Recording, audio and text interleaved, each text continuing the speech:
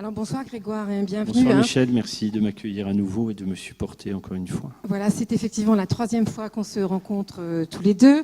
C'est la troisième fois qu'il vient à la médiathèque. Il était venu pour On ne voyait que le bonheur, peut-être que certains s'en souviennent, dans Au bord de l'abîme, où on avait fait ça dans le petit auditorium, musique, et c'était un grand moment de poésie. On avait tous beaucoup ri, je crois. Hein.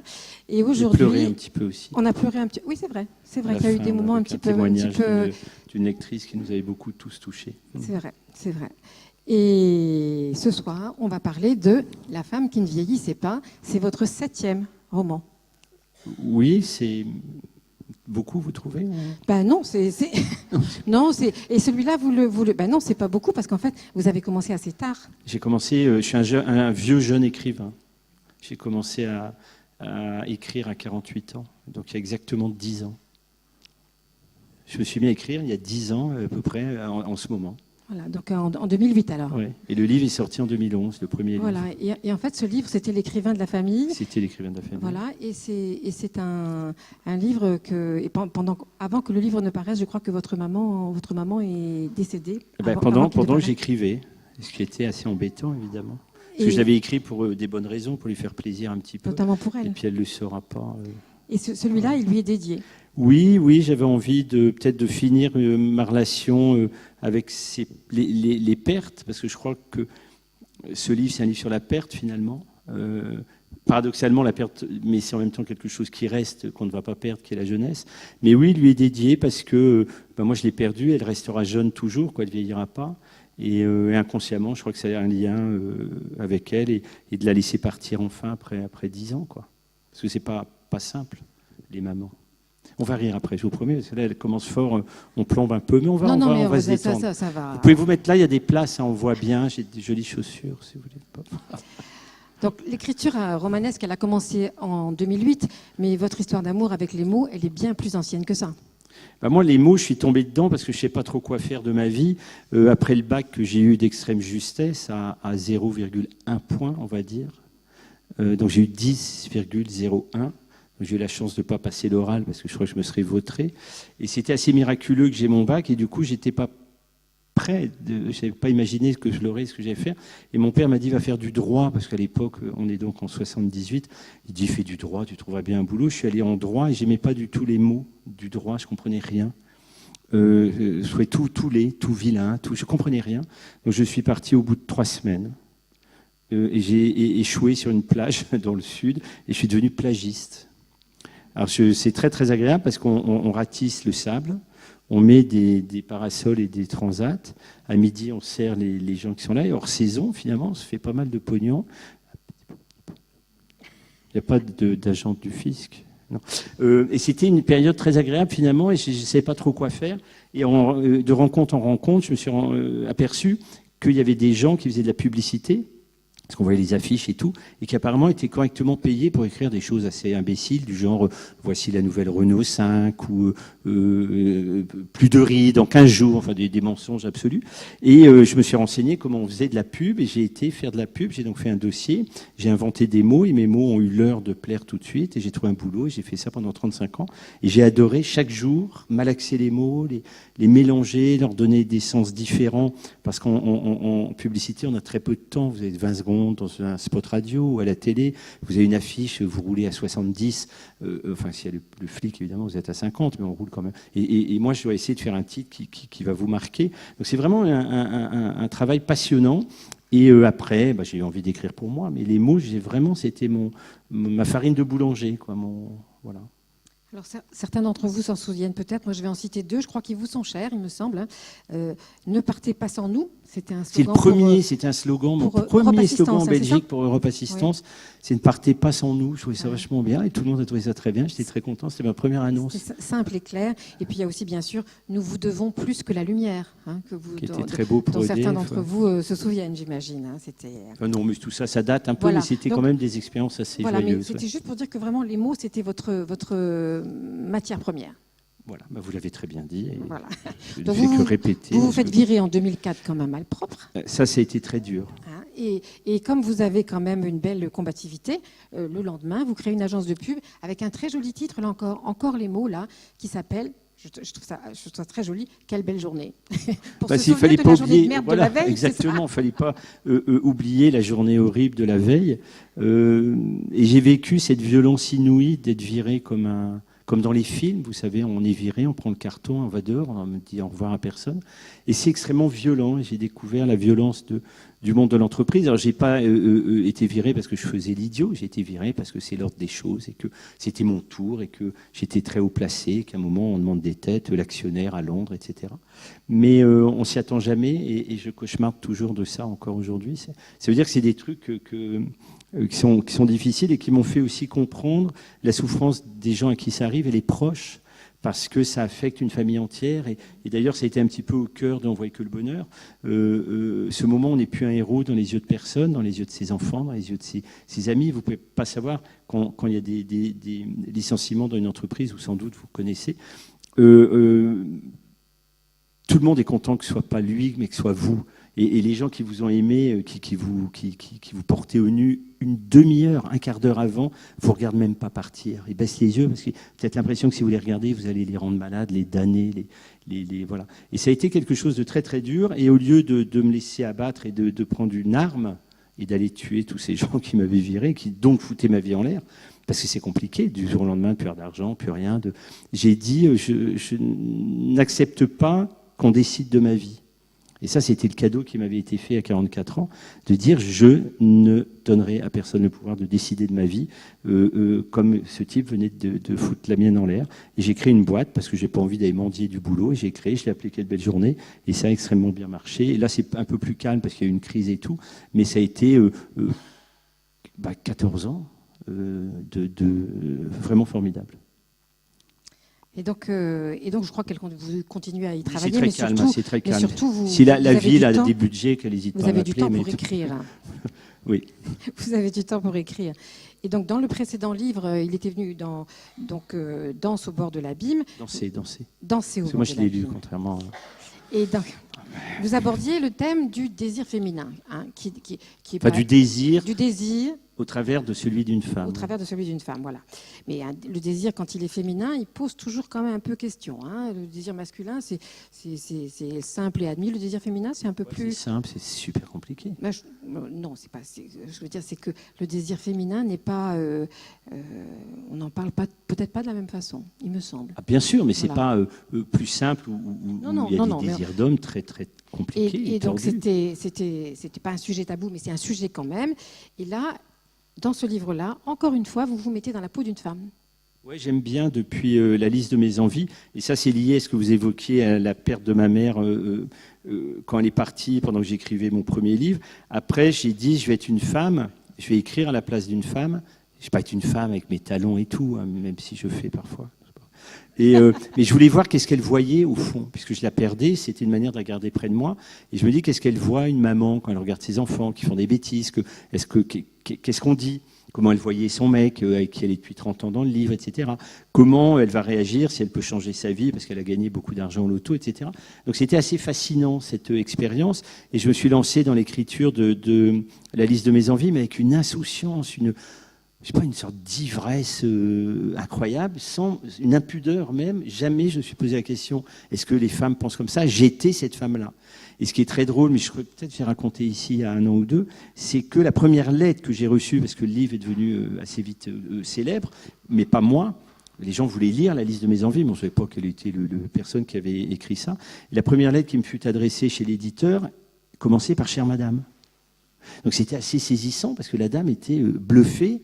Enfin, elle était convaincue que c'était une femme qui l'avait écrit et concluait en disant « Pourquoi avez-vous pris un pseudonyme d'homme ?» C'est incroyable. Et j'étais très content parce que, ayant voulu être une femme, j'étais soudain reconnue comme l'une d'entre elles par la communauté des femmes et c'était assez joyeux. En fait, j'avais pas trahi. Donc, je suis devenue une petite femme coquette. J'ai eu des demandes de mariage et tout, non. Et donc, après, j'ai voulu retourner avec Danser au bord de l'abîme avec un personnage de femme fort, un personnage très fort, plus sur le désir, la sensualité, la sexualité d'une certaine manière, parce que Jocelyne ne l'abordait pas du tout dans la liste de mes envies. Elle est assez prude et gentille et aimable. J'étais pas prêt pour écrire ça. Et là, je l'ai fait et ça a été pareil, c'était un choc très important pour les gens qui disait, mais comment tu as fait pour nous connaître aussi bien et surtout savoir nous raconter dans le désir et puis dans la peur de la perte du désir, dans ce que ça a d'effrayant et de magnifique à la fois, le désir. Et ça, c'était très, très chouette à faire. Et là, Grégoire, si vous voulez bien, on n'a pas eu le temps parce qu'on n'a pas eu le temps de se voir avant, est-ce que vous voulez bien lire le passage où vous parlez après la naissance de Sébastien? Parce que c'est pour vous montrer, pour montrer au public à quel point vous arrivez même à vous mettre dans la peau d'une mère. Je trouve que c'est... Ou sinon, je le lis, c'est comme vous voulez. Ah bah, si vous voulez le lire, lisez-le. Non, mais moi, j'ai pas, vous l'avez sûrement lu récemment. Moi, je l'ai lu quand il est sorti, le livre, je ne me souviens plus. Donc, non, allez-y, je sens que ça vous fait plaisir. Voilà. Les femmes y connaissent, mais les mères aussi, vous allez voir. J'aurais rêvé qu'elle soit à mes côtés, qu'elle me tienne la main, me rassure, m'encourage et hurle avec moi, car elle aurait hurlé avec moi. Je le sais.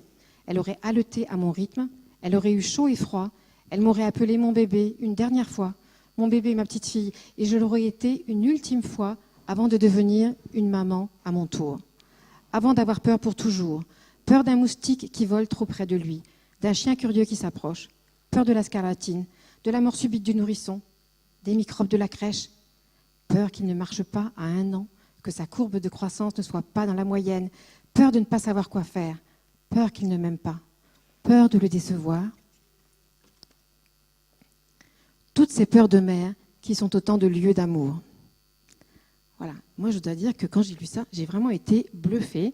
Et j'imagine que les personnes qui sont dans le public aussi, parce qu'effectivement, Grégoire, vous arrivez vraiment à merveille à vous mettre dans la peau d'une femme et dans la peau d'une mère ici, en l'occurrence. Là.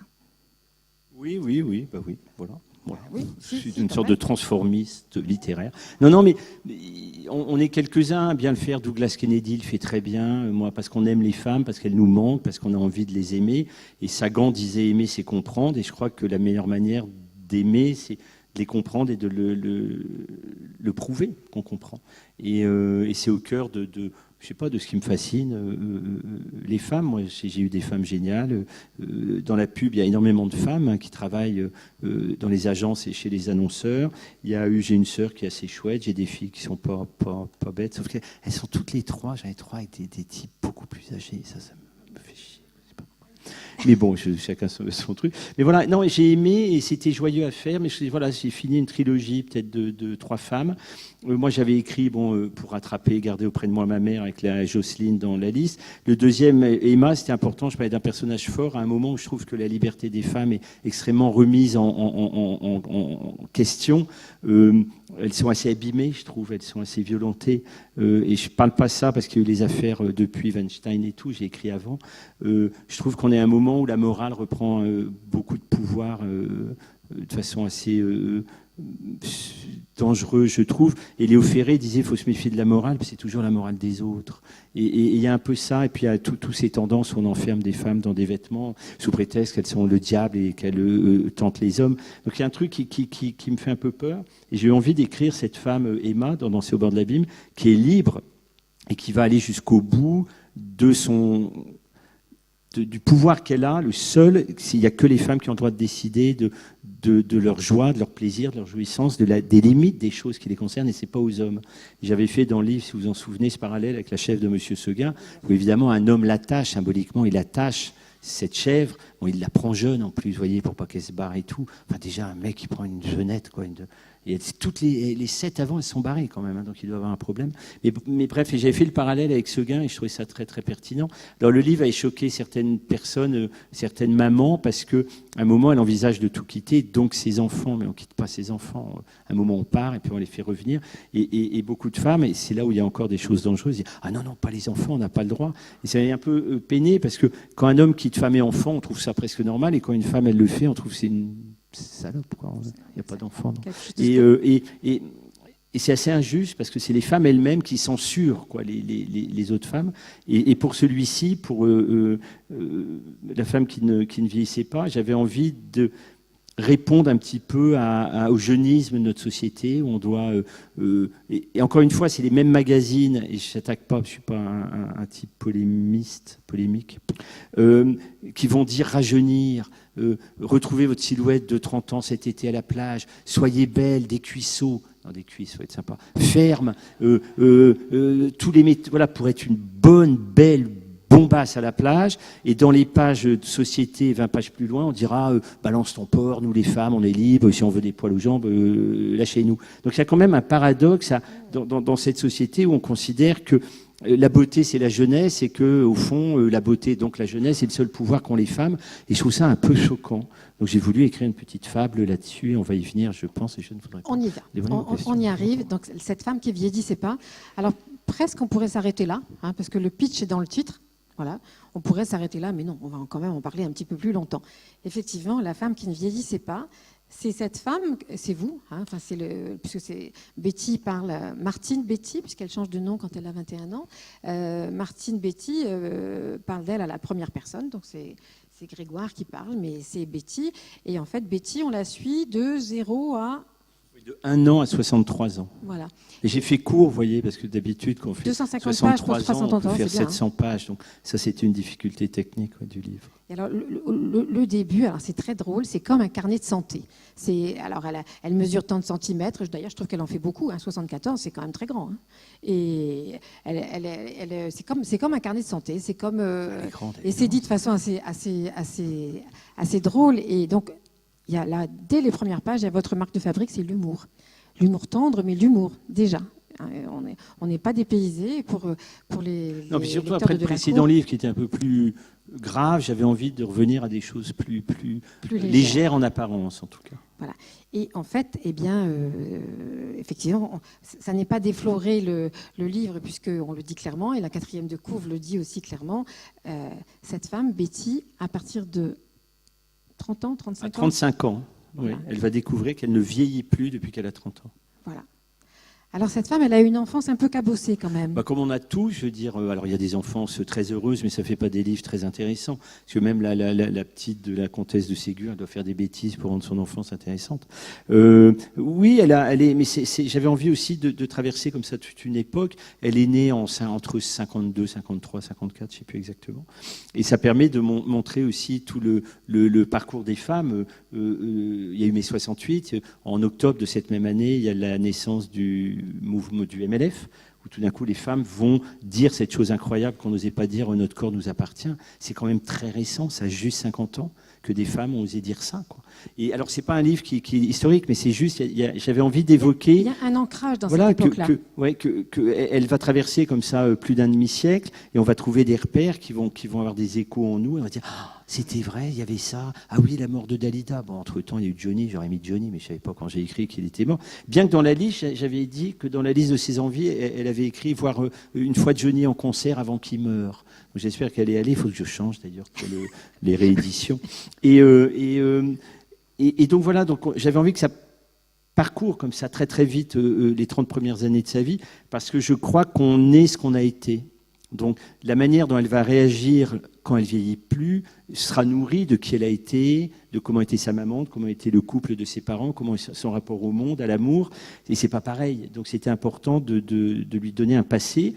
Et son passé, il est cabossé. Il est cabossé comme les gens de cette époque-là, parce qu'il y a eu l'Algérie. Et ça, c'est quelque chose de terrible parce qu'on n'en parle pas. C'est une sorte de honte, une sorte de chagrin français. Moi, je sais que mon père a passé 3 ans là-bas. Mon oncle aussi, qui était parrain, était un peu méchant, un peu bagarreur. Et je leur ai demandé qu'est-ce qui s'est passé. Ils n'ont jamais dit. Est-ce que tu as tué quelqu'un? J'ai demandé à mon père, est-ce que tu as tué quelqu'un? C'est fascinant d'imaginer que son père a peut-être tué quelqu'un. Inquiétant aussi. Il ne m'a jamais répondu. Donc il y a une sorte de grand choc qu'ils ont dû prendre les appelés, je ne parle pas des professionnels, et qui ont dû découvrir là-bas la violence à 16 ans, à 18 ans, à 20 ans, ce que la guerre fait faire, ce que la guerre change de regard. Alors, c'est pas sur l'Algérie, ne vous inquiétez pas, mais il revient, son père, et il part 3 ans. Quand il revient, il a une jambe de moins. Il a laissé là-bas sa jambe, et surtout, ils ne se reconnaissent pas, le père et la fille, elle est petite, et surtout pour elle, son chagrin, c'est que son papa ne la prend plus jamais sur ses genoux. Et donc ça va être très long, ce temps de retrouvailles, si je puis dire, entre le papa et sa fille, et surtout sa maman, donc qui est la femme de l'unijambiste maintenant. Il y a un truc qu'il supporte plus, et le type qui revient de la guerre, c'est plus le même. Il a perdu l'envie de rire, il est diminué, il a perdu quelque chose d'important qui est peut-être la joie de vivre. Et donc, elle va essayer de chercher dans d'autres bras des frissons, des tourbillons, du feu qu'elle avait connu avant. Et juste en 3 lignes, comme ça, on montre la violence que fait la guerre aux gens qui s'aiment, de façon très simple. Et du coup, ce couple va se déliter un petit peu sous les yeux de cette gamine. Et puis, sa maman va vivre une vie de jeune maman à cette époque-là. Et un jour, elle va aller au cinéma. C'est la 10e page du livre. Et elle va aller voir un film qui a changé énormément de choses dans la mémoire collective et dans la manière de faire du cinéma. C'est un premier ou deuxième film d'un jeune mec qui s'appelle Lelouch. Et c'est un homme et une femme. Et pour la première fois, ce type prend une caméra, la met sur son épaule, il va courir dans les bras de ses personnages, il tourne avec eux, avec Trintignant. Donc si on aime les garçons, on est avec Trintignant. Si on aime les filles, on est avec Anouk Aimée. Et il y a un truc comme ça extraordinaire de sensualité, de incroyable dans ce film avec la musique. Alors on oublie parce que c'est devenu une caricature, la musique de Francis Lay, tout ça. Mais à l'époque, si vous avez vu le film quand il est sorti en salle, ça a dû être un choc parce qu'on n'avait pas vu du cinéma comme ça. Le cinéma, il était cadré, il y avait des travelling, il était poli. Et là, on rentrait dans la chair des gens. Et la maman sort, elle est avec une amie au cinéma, elle est bouleversée par le film et elle sort et elle danse, elle a la musique dans la tête et elle dépasse du trottoir, une bagnole arrive et pan, il n'y a plus de maman. Et elle a 13 ans, elle dit, elle finit le premier chapitre en disant, à 13 ans, j'ai vieilli d'un coup. Elle se retrouve avec cette maman dont elle a une photo, où elle a 35 ans, sa maman, elle ne vieillira plus. Et il va commencer comme ça un étrange parallèle entre sa maman qui est plus là et qui est elle qui grandit avec la peur de dire un jour je vais arriver à l'âge qu'avait ma mère. Est-ce qu'on peut survivre d'une certaine manière à ses parents et voilà, mais c'est cabossé poétiquement, même si c'est pas agréable de se faire écraser par une voiture. Mais elle est morte de joie et sa fille, elle n'arrive pas à être triste, elle est morte joyeusement. Oui, on dirait qu'elle s'envole presque. Ouais. Elle s'envole. Alors, donc, elle a ce vécu-là, et puis elle rencontre quand même, elle rencontre André. Et là, quand même, sa vie prend des couleurs. André, c'est un personnage magnifique, vraiment, que je trouve. J'aimerais bien le rencontrer parce que je trouve qu'il. Beaucoup de femmes m'ont dit qu'elles aimeraient bien parce que d'habitude les mecs ils réagissent pas comme ça, ils partent avec une petite de 20 ans. Ça ne surprend pas. Et donc effectivement, elle a plutôt une belle vie avec cet André. Et il y a la découverte de... Une vie d'amour, pas une belle vie matérielle. Oui. Elle est heureuse, c'est quelqu'un de très oui, heureux avec ce fils de paysan. Oui. Et donc elle découvre... Racontez-nous comment est-ce qu'elle découvre qu'elle ne vieillit pas. En fait, elle rencontre André, qui est un fils de paysan. Et à l'époque, on évoquait un peu le demi-siècle qui vient de passer. Il y a eu la Pâque, qui a ruiné énormément de paysans et tout, mais détruit. Beaucoup de gens sont suicidés, etc. Et ses parents, un jour, convoquent leur fils André, qui a 16 ans, et dit « c'est foutu, ne reprends pas la ferme ». Et c'est terrible pour des parents qui ont travaillé la terre toute leur vie. Et il décrit... travailler la terre comme des amants, leur corps, quoi. Et ils abandonnent tout ça parce que voilà, le monde change. Et du coup, il va devenir charpentier, il va devenir un compagnon du Tour de France, donc il va partir. Et c'est à ce moment de sa vie, quand il va commencer à devenir compagnon, qu'il rencontre cette fille dans la rue. Et il la rencontre parce qu'elle sourit tout le temps. Et il l'aborde de la façon la plus simplement du monde. Et il lui dit « mais pourquoi vous souriez ?» Et elle ne sait rien faire d'autre que de répondre avec un sourire encore plus grand. Et il marche comme ça, il parle un peu. Et il lui dit « allez, je dois y aller, mais je vous retrouverai. Si je ne vous retrouve pas, c'est que je suis mort. » Et elle adore cette phrase. Et elle se dit comme ça, il y a quelqu'un sur Terre qui va me chercher. Et un jour, il la retrouve. Et ça va être son premier et l'amour de sa vie. Donc elle va, voilà. Après, elle va bosser. Lui, il va faire ses tours de France, etc. Elle va rencontrer Odette, qui est un personnage formidable de vendeuse, qui vend des produits. Et puis il dit c'est bizarre, parce que t'as vraiment une peau de bébé. Elle lui donne toujours des produits, des échantillons, tout ça. Et elle dit mais c'est incroyable. C'est le contrepoint de Betty. Alors. Parce que Betty, elle est des fois un petit peu coincée. Hein. Odette, pas du tout. Hein. Ah non, Odette, elle est plus trash. Mais c'est l'époque aussi. Vous vous souvenez, on avait les femmes avec des énormes fards à paupières, verts. Mauve, non mais ça crachait. Après on est parti dans le charbonneux, puis après dans le discret. Mais c'est une époque joyeuse quand même. C'est les années Bardot, c'est les années 70, 75. C'est quand même très joyeux. Oui, c'est vrai que ça participe, ça a beaucoup du charme du livre parce que on est quand même s'il y a des petites références. Alors évidemment à moi ça me parle, hein, et sans doute à certains d'entre vous. Et pour les plus jeunes, ils vont les découvrir. Alors il y a des allusions à Marie Quant, au palmarès des chansons, à Neil Young. Oui, parce qu'il y a le Vietnam aux États-Unis en même temps. Il y a un tas de références à une époque où on a quand même l'impression qu'il il y a une espèce de désir, mais aussi de manifestation de liberté. Oui, on est vraiment dans la liberté. On sort du Vietnam, de l'Algérie, tout ça. On a envie de vivre, on a envie de bouffer la vie. Et ça va être des très belles années. On aura Pompidou, on aura tout ça. C'est quand même des années. Il y a le cinéma de Claude Sauté qui était quand même heureux. Il faut arrêter de toujours se plaindre, quoi. Et donc, elle rencontre comment? Parce que Odette, on évoque, est avec un garçon qui est photographe et qui travaille à un projet personnel depuis très longtemps où il photographie des gens tous les ans à la même date. Et ça s'appelle Du temps, son livre, Le Temps. Et il montre comme ça le temps qui passe sur des visages. Donc il a son premier, je crois, il a 25 ans qu'il bosse avec quelqu'un. Donc, tous les ans, il fait des photos de personnages. Et pour faire un grand livre un jour sur le temps, pour qu'on voit le temps qui passe, parce qu'on ne se voit pas vieillir. Et il voit Betty, qui est très mignonne. Il dit, je veux te photographier. Alors, première année, il photographie. Deuxième année, il photographie. Là, il regarde avec son compte-fil, il est un peu inquiet. Il se doute d'un truc, mais nous, on ne voit pas. Et au bout de 5 ans, à 35 ans, il superpose sur Rodoïd les 5 images. Elle n'a pas une ride, il n'y a rien bougé. Depuis qu'elle a 30 ans. Donc, elle découvre comme ça, à la faveur de... rêve, hein. Bah oui, c'est un rêve. À la faveur de ça, qu'elle est inentamée, elle ne vieillit plus. Et la première chose qu'elle fait, elle va jeter toutes ses crèmes et tout, elle va courir chez le médecin pour lui dire « mais dites-moi ce qui m'arrive ». Et voilà. Et donc ça, c'est le point de départ un peu fantastique. Alors c'est un conte ultra réaliste, hein. Il n'y a pas de fantôme, il n'y a pas de magie. C'est un postulat. C'est comme l'homme à la cervelle d'or de Daudet. On admet qu'il a une cervelle d'or, le gamin. Là, on admet qu'elle ne vieillit pas et on va travailler après le livre et voir ce qui se passe. Est-ce que c'est bien ou pas? Et en fait, ce qui pourrait être une bénédiction, hein, ne pas vieillir quand on a 35 ans, hein, on en a toutes rêvé, ou presque. Mais en fait, c'est pas si tant que ça une bénédiction, parce que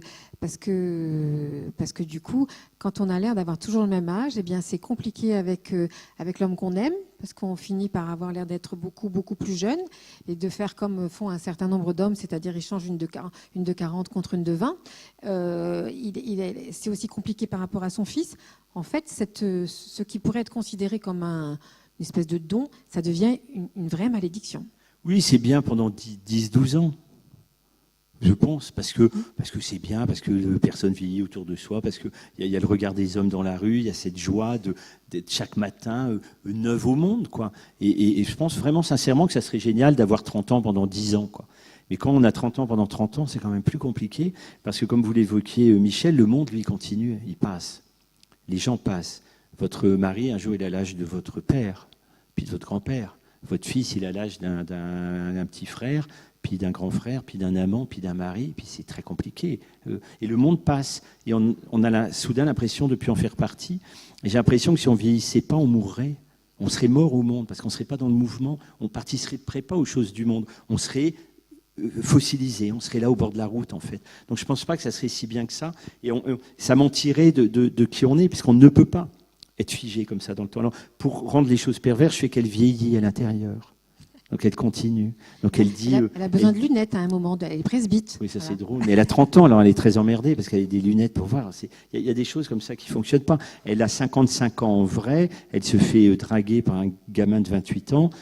Il est une vigueur, le gamin de 28 ans. Elle aimerait bien qu'il ne soit pas aussi lapin. Je veux dire, 3 fois de suite, ça va. C'est moins intéressant pour elle. Et donc elle découvre aussi des choses moins marrantes. Voilà, je trouve que c'est assez drôle. Ah oui, c'est assez. Oui. Et en particulier, eh bien, bon, sans trahir le livre, ça va vraiment. On est à la page 249, hein, je veux dire. Ça va vraiment avoir une incidence très grave sur sa vie, sur la vie, sur le magnifique couple qu'elle forme avec André, parce que c'est là, vous avez des mots absolument magnifiques sur. Et alors nous, le public, hein, les hommes et les femmes, vous avez des mots absolument magnifiques sur ce qui est beau dans un couple, c'est en fait de vieillir ensemble, c'est qu'il y ait de la vie qui passe et que on puisse partager les choses et que et ça vous le dites vraiment très très bien. Sauf que ça n'est plus possible. Tout d'un coup, on est privé de ça, on est privé d'un couple. Si elle vieillit pas, elle raconte pas son histoire. Tout d'un coup, ce type se retrouve. Il y a 2-3 messieurs qui m'ont dit, oh, il a qu'il a de la chance, il a une petite jeune tout le temps. Mais c'est pas vrai, c'est pas simple à porter. Tout d'un coup, il y a les deux se séparent, leur vie se sépare parce que physiquement, on les regarde plus pareil. À un moment, elle est gênée, elle est dans un restaurant, je sais pas quoi, puis il y a un couple qui les regarde. Et là, elle commence à prendre conscience qu'il y a un malaise social, de se dire, tiens, son mari, il en a 60, elle en a 30, alors qu'ils ont 2 ans d'écart. Il y a un truc qui va plus. Il y a un mensonge. Et ça raconte plus leur histoire. Ça raconte une autre histoire. Et ça, c'est terrible quand il y a cette sincérité de l'amour où tout d'un coup, on n'est plus, on ne ressemble plus à son histoire. On se ment. À un moment, André, il lui dit, quand il en prend conscience et quand ça va effectivement avoir des conséquences dramatiques, on va dire, il dit, on ne peut pas vivre qu'au printemps. Oui, parce qu'il dit, il vient de la terre et il dit, je crois au pouvoir des saisons. Il lui dit, on ne peut pas vivre qu'au printemps. Et moi, je crois, d'abord, on n'a pas le choix, mais je crois qu'on doit vivre les saisons toutes, et puis plus on en vit, mieux c'est. C'est-à-dire qu'on vit déjà. Il y a trop de gens qui s'arrêtent prématurément au printemps ou l'été. Et il y a quelque chose de bon à ce temps qui passe, à profiter de tous ces états et toutes ces étapes de la vie et pas chercher à rester ancré à une époque où on n'est plus. Je veux dire, le nombre de gens qui mentent à eux-mêmes, alors ça va très loin, des gens se refont entièrement le visage, comme Odette, on va voir. Et au fond, c'est un chagrin immense on se ment à soi-même, on refuse quelque chose de beau qui est justement le temps, qui nous raconte aussi. On ne peut pas rester une sorte de truc figé, de cire, pour faire jeune, ça n'a pas de sens. Il faut avoir le courage comme je disais tout à l'heure en ce qui me concerne, de décider de sa propre vie. Ce n'est pas aux autres et au regard des autres de décider l'âge auquel on doit rester. Mais est-ce que ce jeunisme, il n'emprisonne pas particulièrement les femmes? Parce que on a tous et tous entendu, oui, les hommes vieillissent mieux, les cheveux blancs chez un homme, c'est pas trop mal, chez une femme, ça fait moins bien. Donc, est-ce que vous avez eu envie de vous attaquer à cette espèce de dernière prison, on pourrait dire? Oui, j'essaie d'ouvrir les barreaux. Où sont enfermées les femmes, oui, c'est-à-dire elles doivent rester jeunes pour être séduisantes. Ah oui, non, mais ça, je veux ouvrir cette porte de prison qui est l'âge dans lequel la société dit vous avez de la valeur si vous êtes jeune. La preuve, c'est que le monde de l'entreprise, à 50 ans, on est une grosse merde. On est vite dégagé, hein, on est vite foutu dehors. Et les vieux, on les cache, on les traite mal, nos vieux. Et c'est nous, demain. Et quand j'entends les machins dans les EHPAD, là, il y a eu un reportage il y a quelques semaines où on pré-mâche, on mixe la bouffe pour qu'ils bouffent plus vite, qu'ils retournent dans leur chambre, on les change une fois par jour parce qu'on n'a pas le temps, on n'a pas de personnel, on a autre chose à foutre et tout. Il y a un truc qui est monstrueux, quoi, de rendre l'idée de la vieillesse moche, pas montrable, comme une honte, alors que c'est beau. Je veux dire, on a un savoir, on a appris des choses, on a des choses qu'on peut transmettre. Aujourd'hui, là, vous êtes à contre-courant, Grégoire. Hein, ah bon, je m'en fous du courant. parce que là, le jeunisme ambiant, oui, on est dedans. Le jeunisme. Moi, j'ai un banquier, là, il a 25 ans. Il m'a envoyé l'autre jour un mail. Il était marqué Bjur. Bjur. Tel pour dveux que te. Bonjour, appelez-moi pour un rendez-vous. Tel pour dveux que te, cordialement. J'ai dit, mais vous êtes qui? Vous me parlez comment? Et je dis, je sais pas, j'ai envoyé un... Et je vais dire, je vais changer de banque, moi je veux juste... Et je suis parti, c'est BNP. Et je veux juste des gens, s'il veut parler comme ça, qu'il fasse une banque de jeunes, mais moi j'aime bien parler normalement. Voilà, c'est pas que je suis vieux con, mais c'est que le langage c'est beau et que si demain on se met à parler bon, peut-être ça fera des musiques de rap, mais on n'écrira plus de livres, quoi. Et donc... Moi, je pense qu'il est important de rendre hommage au temps. Si on arrive à 50, à 60, à 70 ans, c'est qu'on les a vécus ces années. On a traversé des choses, on a résisté, on a survécu à des choses, et ça, c'est beau. Moi, j'ai pas envie que la société dise on est bon et on mérite de vivre, on mérite d'être important entre 18 et 40 ans, par exemple. Ça, c'est pas acceptable. C'est pas acceptable. Il faut qu'on se serve mieux de notre savoir. Nous, on a acquis des choses merveilleuses. Je veux dire, il y a une discussion, là, il y a des gamins passionnants, ça arrive, mais il y a une discussion avec un type de 65 ans passionné parce qu'il a vécu, mais c'est fascinant, quoi. Et on n'en profite pas assez. Je trouve que moi, je vais beaucoup, mais je trouve que les écrivains vont pas assez dans les écoles. Je trouve que les papas et les mamans qui bossent vont pas assez dans les écoles. On va pas assez transmettre des choses.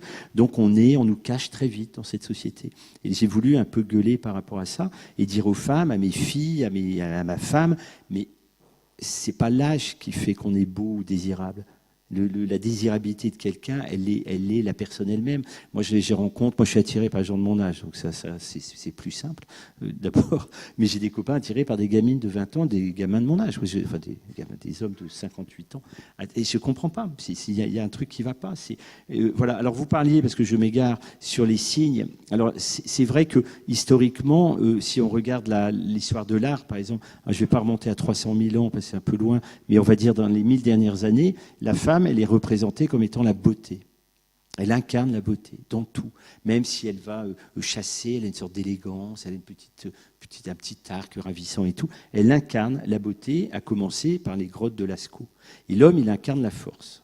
Donc on est né avec ça dans notre tête. Les garçons doivent être forts et vigoureux, et les femmes doivent être belles, elles incarnent la beauté, la rondeur du monde. C'est quand même compliqué d'aller effacer 1000 ans ou 25 000 ans d'histoire. Et donc une femme, ataviquement, elle sait, et très tôt, les jeunes filles prennent soin d'elles. Elles font attention, elles s'hydratent. Les garçons, il faut attendre.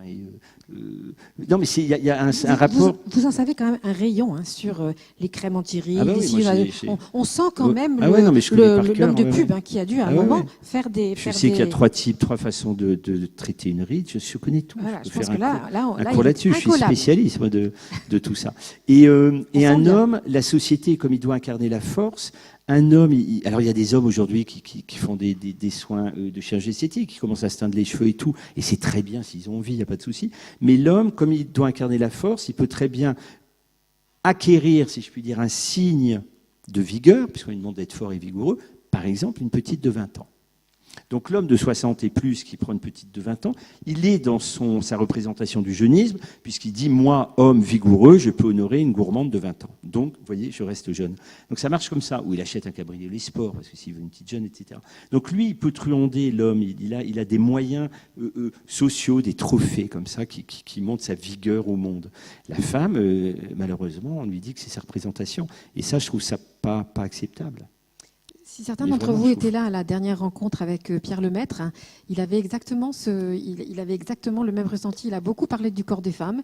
Et en tout cas, la rencontre, si vous le souhaitez, elle peut être écoutée, regardée sur le site des médiathèques. Et il en a beaucoup parlé du corps des femmes, ces femmes qui étaient réduites. Mais bon, là, on était au 19e, début 20e. On est encore, réduites à leur propre corps. On l'est encore aujourd'hui, de façon encore plus violente qu'à l'époque. Moi, je date ça dans les années 2000. C'est le retour comme une vague terrible de la pornographie. Et on ne fait pas gaffe. Mais il y a toute une génération de gamins, dont mon fils, je suppose, qui a vu à 11 ans ses premiers trucs porno dans les cours d'école, sur des écrans de téléphone. Il ne faut pas se cacher ça. Ça veut dire qu'ils ont un rapport à la sexualité, au corps de l'autre, comme un truc animal, brutal, morcelé, en gros plan, des choses qu'on échange, des bouts de viande qu'on passe comme ça. Il faut voir la sexualité des enfants aujourd'hui. Moi, j'ai fait beaucoup dans les écoles, parce que je pense que c'est important d'aller voir les gamins. Et j'ai beaucoup de témoignages de directrices et de maîtresses, de profs, qui disent, mais c'est terrible, ces jeunes filles qui veulent ressembler, finalement, avoir le corps des actrices porno, parce que c'est ce que veulent les garçons. Donc et tout d'un coup, elles sont déjà à 14 ans, à 15 ans, à être dans des représentations, mais très intimes même, du corps de l'autre, de prendre le corps de quelqu'un d'autre. Et moi, en tant que parent, je vais vous dire que mes gamines, j'ai fait gaffe à tout ça. C'est dur de les faire s'aimer dans leur corps à elles et pas dans le corps idéalisé par cette pornographie. Et ça a quand même changé. Il y a une génération, on voit la misère sexuelle des jeunes immigrés qui viennent. Quand ils viennent ici, souvenez-vous, il y a 1 an ou 2 à Cologne, où les hommes, il y a une sorte d'instinct. Les femmes étaient habillées pas dans des rideaux. Et tout d'un coup, ils se sont dit, c'est des prostituées, on peut les toucher, elles s'offrent. Enfin, on est où, quoi ? Donc il y a une frustration, il y a un truc terrible qui s'est passé. Et c'est pour ça que le corps et toutes ces injonctions qui sont faites, c'est aux femmes, à nous les femmes, de les refuser. C'est tout. On doit dire non, je suis belle comme je veux et je n'ai pas à prétendre avoir 20 ans quand j'en ai 40, parce que quand on a 40, on a 40 ans. Et mon devoir de femme, c'est d'être belle à mes yeux dans mes 40 ans, puis dans mes 50, puis dans mes 60. Regardez, Françoise Fabian, elle a quel âge ? 80 ans. Elle est magnifique. Il y a des gens absolument magnifiques dans notre entourage. À chaque fois, combien de fois il nous a été donné de voir des petits vieux, entre guillemets, et dire « waouh ». Et souvent, ils sont à deux, vous avez remarqué. Puis ils sont voûtés pareil, puis ils marchent pareil, puis ils ne parlent plus, puis ils n'ont plus besoin de parler. Ils savent tout de l'autre. On les voit, ils épluchent quand on les voit sur les bancs. Ils lui donnent un bout de raisin, l'autre il crache un truc de raisin. Il y a une sorte, ils ne font plus qu'un. C'est génial. Vieillir, c'est ça aussi. Si on est avec quelqu'un, mais c'est extraordinaire. Parce que la vieillesse, c'est pas vieillir qui nous fait peur. C'est pas la mort non plus qui fait peur. La mort, on n'a pas envie parce que ça fait chier, parce que la vie, elle est chouette et dire que ça va s'arrêter, c'est pas agréable. C'est vieillir seul qui fait peur. Mais c'est la solitude, l'effroi, c'est la solitude. Vieillir, c'est prendre le risque un jour de plus être avec l'autre parce que l'autre, il s'en va. Un jour, vieillir, c'est se retrouver un matin dans un corps qu'on ne connaît pas, dans des mains qui font mal, dans d'un corps qui n'est plus le même, qui fait parfois souffrir aux genoux, au machin. C'est ça, et on est seul dans un corps qu'on ne connaît pas. On est seul parfois dans des souvenirs qui s'effilochent, on perd un peu des choses. Puis un jour, on est seul, on l'évoquait, dans des pièces, une chambre qu'on ne connaît pas, parce qu'on vous a mis là. Et c'est cette solitude qui est effrayante et laide. Et donc, on associe l'idée de vieillir à cette solitude. Mais ça peut être très beau. Ça peut être tout à fait autre chose. Si on accepte qu'on va vieillir et qu'on décide de vieillir en beauté, mais il n'y a rien de triste. Je suis d'accord. Alors, dit la jeune retraitée, j'adore, depuis 2 jours. Donc, dans le livre, il y a aussi tout un tas, et ça c'est votre force, Grégoire, tout un tas de personnages secondaires qui existent très très fort. Il y a donc André, il y a le père, il y a aussi un très beau personnage que j'aime beaucoup, moi, qui s'appelle Françoise, qui est la seconde femme du père, parce que le père, malgré sa jambe en moins, il va quand même retrouver, voilà, il y a une certaine résilience et il va retrouver quelque chose d'autre, hein, une autre forme d'amour qui n'est pas la même que celle qu'il avait avec la mère de Betty, mais de toute façon, vraisemblablement non, jamais. C'est beau parce qu'elle est vendeuse de chaussures, Françoise. Ah oui, ça c'est très et joli. Elle est hyper émue parce que chaque fois qu'il vient acheter une paire, il n'en met qu'une. Il n'a besoin que d'une. Et il dit donner la chaussure droite ou gauche, je ne sais plus, à ceux qui en ont besoin de Vietnam ou au Laos ou qui ont pété sur des mines antipersonnelles. Et elle est bouleversée par ce type qui, au lieu de se plaindre, est obligé d'acheter une paire de chaussures et part avec qu'une seule. Et donc elle tombe amoureuse de ce grand type qui la bouleverse, quoi. Puis après, il y aura des progrès, donc il y aura des prothèses et on va voir en 2 lignes l'évolution des prothèses. C'est assez récent, hein, tout ce qu'on peut faire. Et un jour, elle est tellement contente qu'elle lui achète en permanence et il se retrouve avec 40 paires de chaussures en cuir sublime. Tellement enfin, et c'est une vengeance quoi, sur la vie. Parce qu'il peut en mettre 2. Voilà, et ça c'est assez joli. Alors, il y a beaucoup de personnages secondaires qui sont, enfin beaucoup, pas une masse, mais ils sont quand même très attachants. Et il y a bien sûr Odette, dont on parlait tout à l'heure, donc le contrepoint de Betty, donc la vendeuse des nouvelles galeries, c'est la représentante en cosmétique, et c'est là où on voit que vraiment vous y connaissez un rayon. Hein. Et alors elle est confrontée au temps qui passe. Et en plus pour elle, il passe un peu plus vite parce qu'elle a une vie un peu dure. Elle est représentante. Enfin, elle est fatiguée. C'est quelqu'un qui est fatiguée et qui doit beaucoup bosser parce que son type est photographe et la photographie, ça marche pas tant que ça. Et puis elle a peur de son regard, il est photographe. Et elle le voit bien quand il marche dans la rue, il regarde les filles. Alors elle dit oui, c'est pas pour chercher des modèles, c'est parce qu'il voilà, il regarde. Et elle veut rester très belle à ses yeux et elle va un jour craquer et elle va commencer à faire un peu une intervention de chirurgie esthétique. Et ça va être terrible parce que elle le fait pour lui et ça marche pas, elle lui veut pas. Il dit non, je t'aime pas comme ça. Vous vous souvenez du Miroir à 2 faces, le film avec Bourvil et Michel Morgan, c'est ça, et Gérard Houry. Et c'est la même histoire, et je me suis souvenu de ça en écrivant. Ils sont paysans, ou il a une petite ferme, je ne sais pas. Et elle se trouve pas jolie, elle a un trop grand nez, elle se trouve pas très jolie, mais lui, il adore son mari Bourvil. Et un jour, elle voit dans Nous deux, ou Ciné Dimanche, une publicité, vous savez, avec le nez avant et le nez après. Et elle décide d'aller consulter le chirurgien à Paris, qui est Gérard Houry, et il lui monte, et finalement, elle se laisse convaincre qu'elle va refaire son nez. Puis elle ment à son mari, elle lui dit « Je vais voir une vieille tante qui est en train de mourir et tout ». Et elle revient à la ferme, elle est très belle, elle est Michel Morgan, telle qu'on la connaît. Et là, il la regarde, mais dit « Mais t'es qui ? C'est pas toi que j'aime. » J'ai dit « Mais... ça va être terrible, et ce couple, Et c'est ça. Éclate. Et c'est très dur aussi dans l'œil de l'autre parce qu'on aime les gens comme ils sont.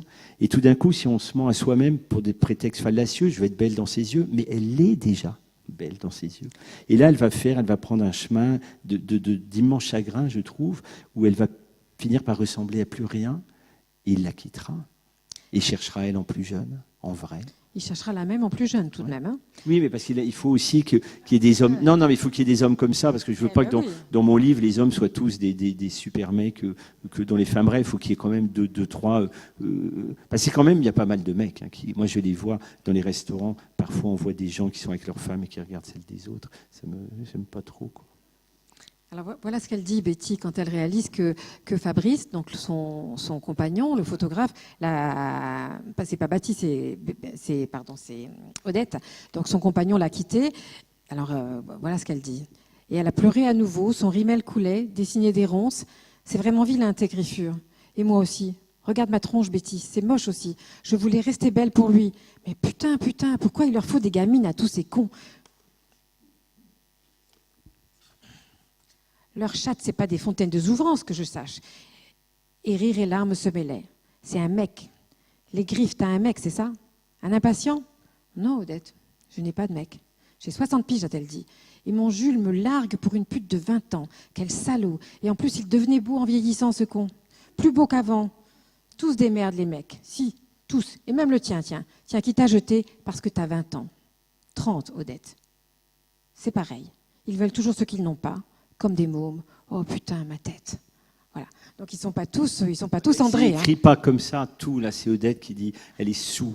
Voilà. Elle est sous. Elle n'a pas. Elle est saoule, oui, quand elle parle. Elle n'a pas arrêté de picoler pendant 2 jours. Elle vient de se faire quitter par l'amour de sa vie. Elle vient pleurer chez sa copine. Elle est épuisée. Et son langage s'est rendu un peu plus restreint et plus cru. Mais c'est joliment écrit. Il n'y a pas que putain, con à toutes les pages. Ah non. C'est la seule page. Non, je voudrais pas parce que c'est un peu. Donc on ne va pas dire tout ce que Betty va vivre, mais effectivement ce fait de ne pas vieillir, évidemment ça va induire des changements que vous pouvez imaginer peut-être, mais de toute façon vous n'avez qu'à lire le livre et vous saurez effectivement ce qui va arriver à Betty. Et alors la dernière phrase du livre quand même, parce qu'il faut savoir que Grégoire Delacour est un indécrottable. Optimiste, c'est pas le mot, mais c'est le champion de quand il y a des catastrophes. Ça finit toujours bien. C'est toujours quelqu'un il arrive à toujours retourner les situations. Et bien sûr, là, il va y arriver aussi encore. Et donc, la dernière phrase du livre, c'est « La vieillesse est une victoire ». Et alors, c'est exactement le contraire de ce qu'avait dit De Gaulle, si vous vous en souvenez. La vieillesse est un naufrage. Il avait dit que Bernadette Chirac l'avait repris. Et puis, il y avait aussi La Rochefoucauld qui disait l'enfer des femmes, c'est la vieillesse. Donc vous êtes vraiment persuadés du contraire. Et pour ça, il faut que vous soyez vraiment remerciés. Nous, les femmes, vraiment, on trouve qu'on est tout à fait d'accord avec ça. Tout à fait d'accord. Bravo. Avec ça. Voilà. Alors, juste avant de vous passer la parole, moi je voudrais quand même, parce que là j'ai lu le dernier extrait que j'ai lu, il y avait effectivement quelques cons, quelques putains, mais je voudrais quand même dire que du style de Delacour, on ne se lasse pas. C'est-à-dire qu'il y a quelquefois des mots qui sont comme des aphorismes, par exemple quand le père de Betty, quand sa femme meurt, Betty dit que le cœur de son père est un galet. Voilà. Alors il y a aussi des manières magnifiques de parler des mains d'André, des manières très drôles et triviales de parler de la sexualité quand c'est Odette qui en parle. Le rêve de vieillir d'André, il aurait voulu vieillir avec Betty. Et donc tout ça participe vraiment la beauté de ces mots que vous avez, à la fois des phrases et puis quelquefois des choses très très courtes qui font que vraiment on est content d'être dans un roman de Delacour. Voilà. Ça me donne envie de le lire. Merci. Voilà, la parole est à vous maintenant.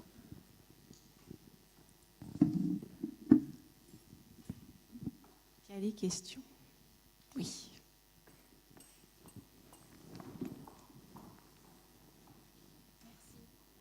Bonsoir. Bonsoir. Si j'ai bien compris, tout à l'heure, vous avez dit que vous avez enfin laissé partir votre maman après 10 ans.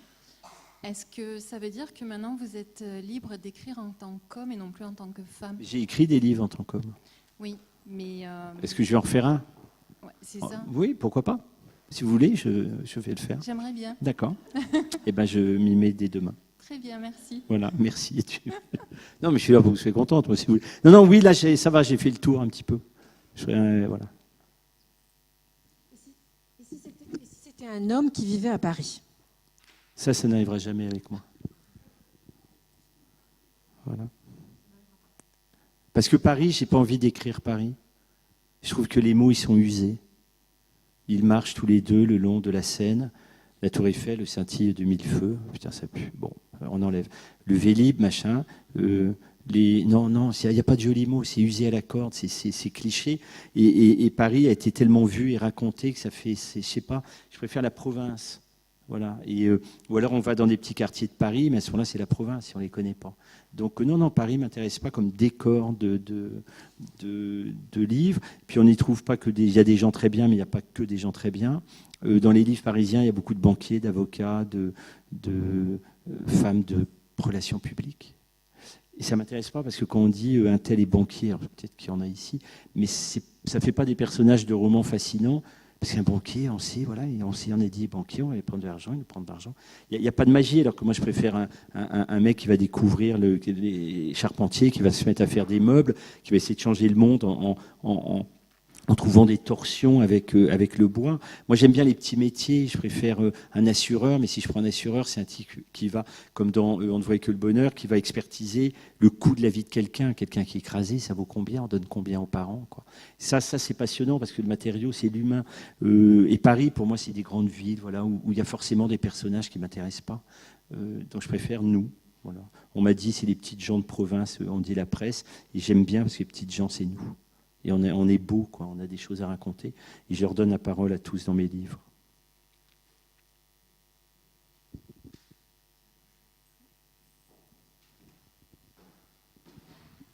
Bonsoir. Bonsoir. Je voulais vous dire, moi je suis née en 1944 et j'étais la 5e fille.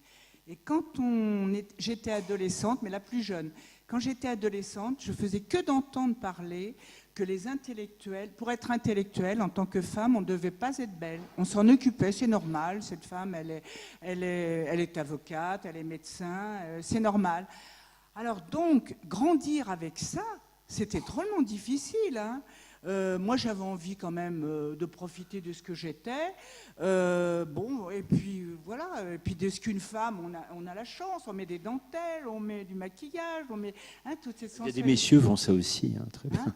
Et moi, je vous plains de pas en mettre, de pas toucher. Non, ça Heureusement rien. que nous sommes là pour que vous puissiez y toucher. Et donc, voilà, vous pourriez nous remercier. Et donc, voilà, moi, combien de fois que je me suis dit, c'est drôlement difficile, hein. Alors, en plus, j'avais une maman qui était très belle, qui ressemblait, paraît-il, à Grace Kelly, qui était très rigide quand même, comme beauté. Moi, j'étais tout à fait fantasme, tout à fait le contraire. Et elle voulait qu'on soit intellectuel. Et c'est vrai qu'on a quand même, on était d'un milieu très modeste, mais on a quand même réussi tout grâce à la culture, au diplôme et tout ça. Mais il fallait se construire dans tout ça.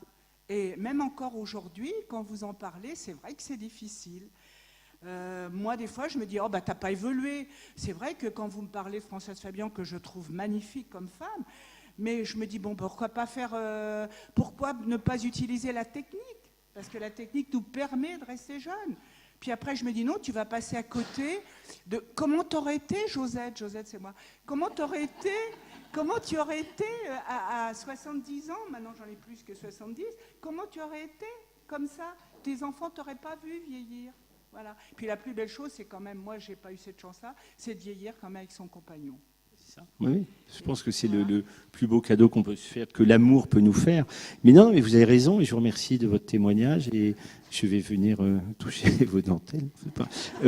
Non, mais vous avez raison, c'est dur, mais c'est vrai que la technique, si elle peut aider, ralentir des choses, il ne faut pas s'en priver. Il ne faut pas aller dans l'obsession. On peut ralentir les choses. Voilà, c'est tout. Il y a plein de techniques et la science progresse pour le bien de tout le monde. Il ne faut pas être rigide non plus. Voilà, mais il y a eu des progrès importants en chirurgie esthétique, notamment il y a des gens qui ont des disgrâces.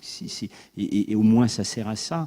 Après, c'est la course à la représentation, c'est quand on se ment à soi-même. Maintenant, ralentir, comme dit la pub, certains types de pubs faussement délicates, ralentir les effets du temps, oui, si on peut le faire, tant mieux. Si on peut garder une blondeur qu'on a aimée un peu plus longtemps, ne nous en privons pas, je veux dire, bien sûr. Je peux être que d'accord, on ne va pas non plus... voilà, voilà. Quand même, faut être sérieux. Regardez, moi qui ai 87 ans, ça va.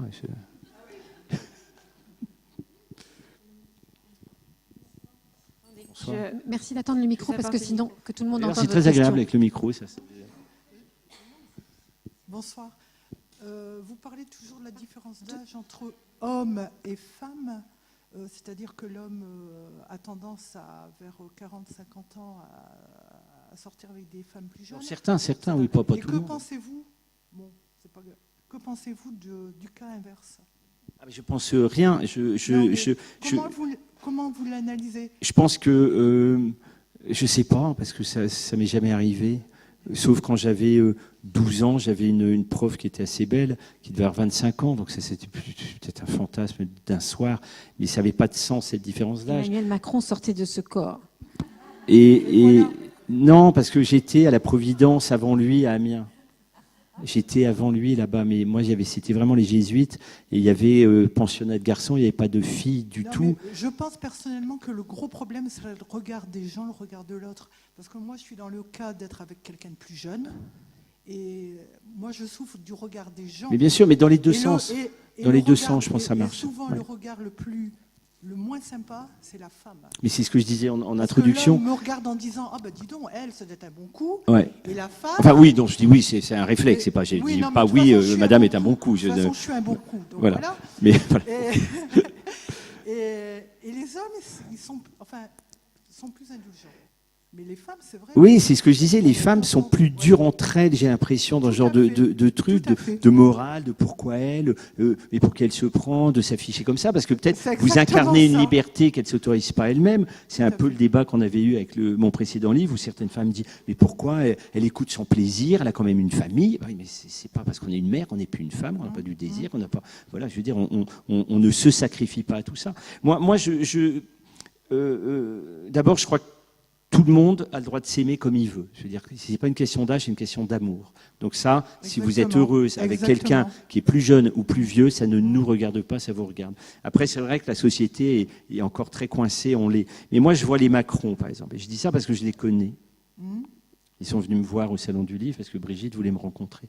Tout ça est absolument vrai. Je ne pourrais pas dire de conneries comme ça. Mais ça, faut pas... voilà. Et donc, ils sont venus parce qu'elle avait été très impressionnée par mon précédent livre. Et très choquée par un événement dans le livre, et elle en avait parlé dans Paris Match il y a un an, puisque c'est le livre qu'elle lisait entre les deux tours, Danser au bord de l'abîme. Donc elle avait voulu dire, tiens, je vais au stand de la Thèse, je veux rencontrer Grégoire Delacour, dont j'étais venu avec ma femme, parce qu'il n'y a pas de raison, et lui il est venu, et on a parlé 8-10 minutes avec les deux. D'abord c'est un couple sublime, mais sublime, je ne parle pas de politique, on s'en fout, je parle d'humanité. Ils ont une fusion. Mais c'est incroyable, incroyable. Et je pense qu'elle est la vie dans le couple. Elle est ce qui l'ancre dans la réalité. Parce que pensez quand même qu'à 39 ans, être patron de la 5 ou 6e puissance du monde, c'est de quoi péter un câble, quoi. Et c'est un couple vraiment très très beau. Et elle a dit... et on ne se pose pas la question d'âge. Ils fonctionnent ensemble. Et ce qui est beau chez eux, c'est qu'ils fonctionnent. Elle est incroyable. Elle est incroyable. Alors je sais pas si oui, elle fait son âge, mais c'est pas important, on s'en fout. C'est une histoire d'amour. Elle avait eu cette phrase très belle. Elle avait dit chaque matin au petit déjeune, moi avec mes rides et lui avec sa jeunesse. Et c'est vachement beau, quoi. Et je trouve que depuis qu'elle est là, même si les gens étaient d'une méchanceté, d'une odieuseté quand ils sont arrivés à l'Élysée, on ne dit plus Cougar. Mais on le dit beaucoup moins, on l'entend moins, on le lit moins. Et je pense qu'elle est en train de réussir ça, à faire disparaître un truc qui était moche, parce qu'elle dit, une dame plus âgée avec un mec, s'il y a vraiment de l'amour, c'est plus une question d'âge. Mais moi, j'ai remarqué que ce mot, on l'utilise moins. Et je trouve ça formidable si elle arrive à le faire disparaître. Parfois, il y a des gens qui créent des mots, on crée du vocabulaire, et elle va faire, parce que c'est plus la question d'âge. Elle est en train de gommer cette notion d'âge dans le couple. Et rien que pour ça, c'est cette affaire des deux Macron, je trouve ça extraordinaire dans l'histoire d'amour, parce que ça va permettre à plein de gens qui n'osaient pas de dire moi j'aime celui-là, je m'en fous de son âge. Et je pense qu'elle fait un bien fou aux femmes. rien que pour ça. Et je trouve ça formidable. Donc moi, j'ai un regard toujours extrêmement bienveillant par rapport à ça. Là où je me méfie, c'est le pourquoi d'un mec, il veut une fille de 20 ans quand il en a 60. Je pense qu'il y a un truc bizarre là. Et...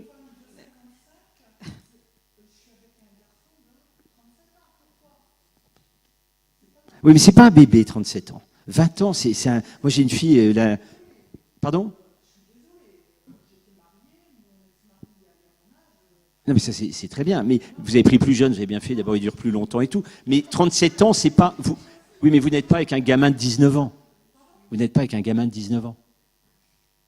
37 ans, c'est quand même un homme. Il peut avoir eu déjà un contrôle fiscal, des enfants, un labrador. On va peut-être prolonger cette discussion. Voilà. Non, mais c'est vachement, c'est passionnant. Oui. Voilà. Peut-être une dernière question par contre, parce que voilà. Désolée, je vais juste prendre une dernière question. Alors, ça vous dérange pas? Bon, merci. Et on peut en prendre deux, je vais répondre très court. Bonsoir. Alors déjà, c'est pas trop une question. Bonsoir, je voulais vous dire merci pour ce livre, pour votre œuvre en général et pour ce livre, parce qu'il fait beaucoup de bien. Et franchement, personnellement, il m'a réconcilié avec mes cheveux blancs, mes rides, voilà. Je vous assure que c'est vrai. Merci. Il m'a fait un bien fou, et là où tous les psys avaient échoué, vous avez réussi. Voilà. Alors merci. C'est moi qui vous remercie. Voilà. Bon, la deuxième question, vous ne serez peut-être pas embrassé quand même. Hein. Voilà. Parce qu'il y a un avion tout à l'heure. Hein. Voilà. S'il y en a. Merci. Bonsoir. Bonsoir. Si vous étiez une réincarnation en femme, quel genre de femme seriez-vous? Une salope. Je crois que j'aurais adoré ça. Expérimenter ça, parce que c'est un pouvoir dingue. Non, je dis ça en rigolant, sans réfléchir, mais ça, oui, il y a un truc, il y a une dimension là. Je ne voudrais pas être juste une femme, quoi. C'est un peu, je sais pas, quelque chose de très très féminin, quoi. Parce que c'est jouissif, c'est ce que vous disiez, les dentelles, il y a un truc de joie, de sensualité, de liberté, d'audace. Ça doit être génial, quoi, d'être une femme. Moi, je le sais, je l'ai été plusieurs fois, mais c'est génial, quoi.